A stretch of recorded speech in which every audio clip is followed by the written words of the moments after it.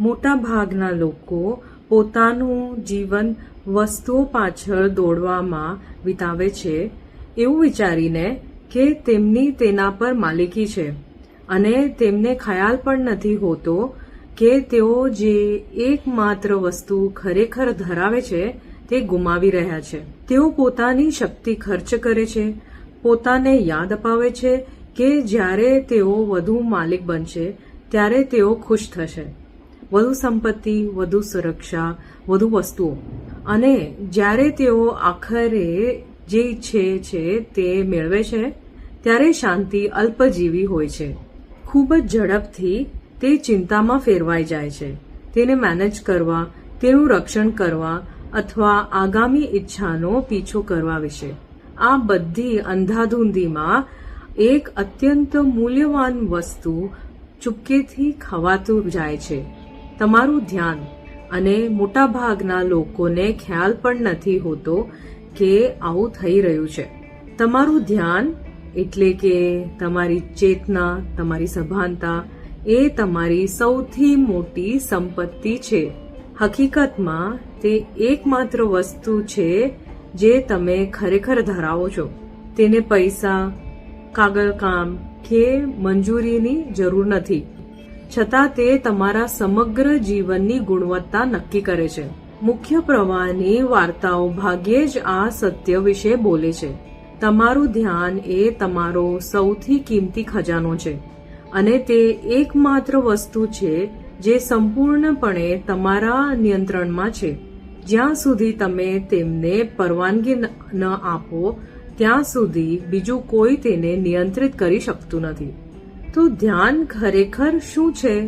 વૈદિક જ્ઞાન મુજબ ધ્યાન એ છે જે તમારા વિચારોનું અવલોકન કરે છે. જીવનમાં એવી ક્ષણો આવે છે જ્યારે તમને ખબર પડશે કે હું આ પ્રમાણે વિચારી રહ્યો છું, હું આ વિચારી રહ્યો છું. જાણે કે તમે તમારા પોતાના પર કોઈ તૃતીય પક્ષ નિરીક્ષક છો. તે અવલોકન ક્ષમતા એ તમારું ધ્યાન છે. ધ્યાન ઇન્દ્રિયો દ્વારા કાર્ય કરે છે. દ્રષ્ટિ, ધ્વનિ, સ્પર્શ, સ્વાદ અને સૂંઘવું.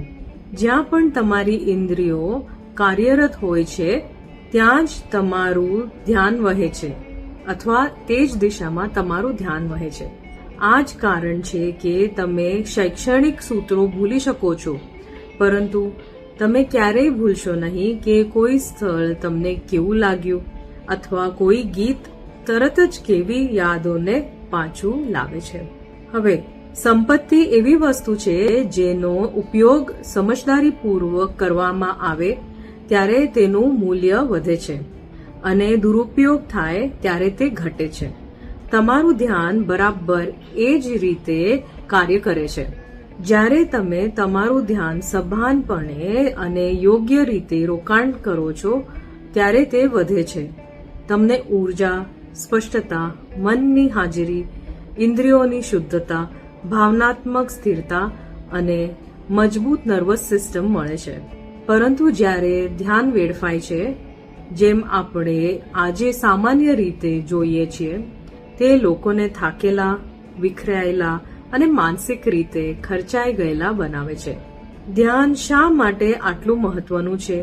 કારણ કે ધ્યાન તમારી ઉર્જાને દિશામાન કરે છે અને જ્યાં તમારી ઉર્જા વહે છે ત્યાં તમારું અસ્તિત્વ જાય છે.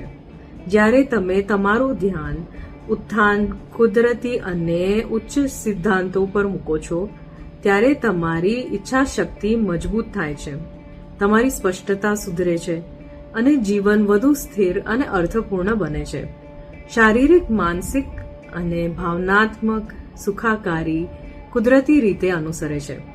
જ્યારે વારંવાર અધોગતિ આપતી અથવા આનંદ ઘટાડતી બાબતો પર ધ્યાન કેન્દ્રિત કરવામાં આવે છે ત્યારે વિપરીત થાય છે. મૂંઝવણ વધે છે, નિર્ણય લેવાની ક્ષમતા નબળી પડે છે, ચિંતા, બેચેની અને સ્વાસ્થ્ય સંબંધિત પડકારો વધે છે. તમારું ધ્યાન આ દુનિયામાં અને તેનાથી આગળ પણ તમારા જીવનને આકાર આપવા માટે પૂરતું શક્તિશાળી છે. છેલ્લા કેટલાક દાયકાઓમાં આ સંપત્તિ પર સતત હુમલો કરવામાં આવ્યો છે. ખાસ કરીને મીડિયા અને આધુનિક જીવનશૈલી દ્વારા. અતિશય ઉત્તેજના, અકુદરતી જીવનશૈલી, વ્યસનકારક સામગ્રી, બેધ્યાન સ્ક્રોલિંગ અને અકુદરતી સંવેદનાત્મક ઓવરલોડ ચૂપકેથી માનવ ભાવનાને બગાડે છે. આ જ કારણ છે કે ઘણા લોકો આજે વાસ્તવિક કારણ જાણ્યા વિના થાકેલા, ડૂબી ગયેલા, મૂંઝાયેલા અને વિઘટિત થયેલા અનુભવે છે. ધ્યાન વિશે જાણવું ખૂબ જ મહત્વપૂર્ણ છે કારણ કે તે તમારા અને તમારા અસ્તિત્વ સાથે સીધી રીતે સંબંધિત છે. તે એકમાત્ર વસ્તુ છે જે તમે ખરેખર ધરાવો છો. તે તમને અજ્ઞાનમાંથી સ્પષ્ટતા તરફ લઈ જાય છે. તે જીવનમાં બિનજરૂરી સમસ્યાઓને રોકવામાં મદદ કરે છે. તે તમારા શરીર, મન, સ્વાસ્થ્ય અને ભવિષ્યને આકાર આપે છે. આજના ઘણા મુદ્દાઓ જેમ કે નબળી ધ્યાન ક્ષમતા, ADHD જેવા લક્ષણો, ડિજિટલ વ્યસન, પ્રકૃતિથી ઊંડા વિયોગ અને ધ્યાનના દુરુપયોગથી ઉદ્ભવે છે. આ ચેતનાને ઘટાડે છે અને શૂન્ય ઝોમ્બી જેવી સ્થિતિ તરફ દોરી જાય છે. બ્રહ્માંડના સિદ્ધાંતોના આધારે તમે કોને અથવા શેના પર ધ્યાન આપો છો તે ખૂબ જ મહત્વપૂર્ણ છે. તમારું ધ્યાન બાહ્ય તરફ, પ્રકૃતિ, સાર્વત્રિક ઉર્જાઓ અને ઉચ્ચ સિદ્ધાંતો તરફ જવું જોઈએ. સતત પોતાની તરફ ધ્યાન ખેંચવા કે ઇન્દ્રિય ભોગવિલાસ તરફ નહીં. માનવ શરીર એ પૃથ્વી પરની સૌથી અત્યાધુનિક ટેકનોલોજી છે.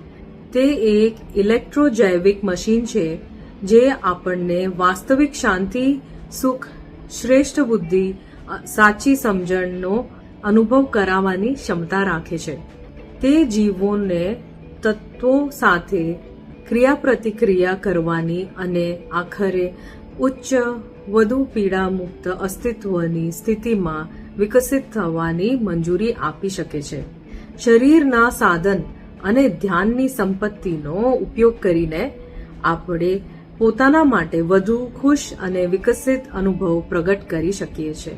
કેન્દ્રીયકરણ ધ્યાન, ગ્રાઉન્ડિંગ, પ્રકૃતિ સાથે જોડાવા અને પ્રકૃતિના શુદ્ધ સિદ્ધાંતો બોલવા અને પુનરાવર્તન કરવા જેવી પ્રથાઓ આપણી ઇન્દ્રિયોને શુદ્ધ કરવામાં અને આપણું ધ્યાન વધારવામાં મદદ કરે છે.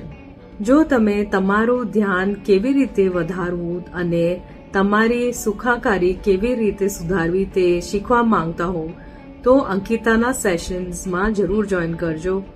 જો તમને આ પોસ્ટ ઉપયોગી લાગી હોય તો મને કોમેન્ટ્સમાં જણાવજો અને વધુ અપડેટ્સ માટે આ પોસ્ટને લાઇક, શેર અને સબસ્ક્રાઇબ કરજો. ઓકે મિત્રો, આપણે મળીશું આવતી પોસ્ટમાં. આવજો.